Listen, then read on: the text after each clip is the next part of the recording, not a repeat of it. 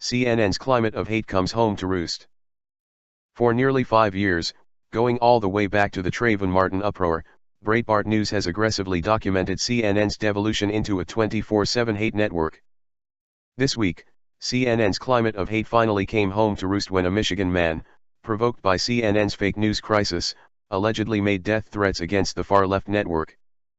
CNN chief Jeff Zucker has not only driven his network into last place, by a wide margin behind MSNBC and Fox, and turned it into a national laughingstock, he has used the network as a propaganda weapon to foment violence against police officers, his political enemies on the right, and President Trump.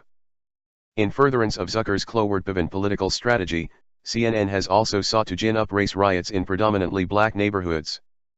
CNN's embarrassing ratings and well-documented fake news crisis are the least of the embattled network's sins. More than anything else, it is CNN's indecent and unceasing validation of political violence that is the most disturbing and dangerous. A quick but far from exhaustive summary. To turn the Trayvon Martin story into a black versus white narrative, CNN falsely identified George Zimmerman, the man who shot and killed Martin in self-defense, as white. Zimmerman is Hispanic. CNN fabricated evidence against Zimmerman with the false claim he used a racial slur while calling 9-1-1. CNN's Jake Tapper stood in the middle of the Ferguson, Missouri, tinderbox and poured gasoline all over it with a hysterical anti-police rant. Just after the riots in Ferguson finally ceased, to gin things back up, CNN released unverified audio of what they claimed was the shooting of Michael Brown. The audio has still not been verified and there is one gunshot missing. No other news outlets pushed the incendiary Ferguson lie about hands up, don't shoot more than CNN. CNN openly called for rioting in Baltimore. CNN's Chris Cuomo, Mark Lamont Hill, and Miguel Martinez, openly attacked and sowed seeds of mistrust against those police officers trying to bring calm to Baltimore. CNN anchor Brooke Baldwin suggested Baltimore cops were staffed with unstable war veterans. CNN attempted to turn the man who tried to assault then-candidate Donald Trump into a folk hero. CNN regularly encourages the idea that Trump is another George Wallace, who was shot in an assassination attempt, that violence against Trump and his supporters is legitimate and Trump's fault, that he is mentally unstable or in the words of Jake Tapper unmoored, unhinged, and un-American. CNN compares Trump to Hitler, claims that he is Putin's Manchurian candidate, that he is an illegitimate president, and then after presenting the president as a unique threat and danger to the country, CNN points what looks like a sniper scope at Trump's Oval Office window. Thus far, CNN's ever-increasing climate of hate has only brought misery, fear, and violence to others, to CNN's intended victims on the political right. Last week, however, CNN got its own taste of that misery and fear.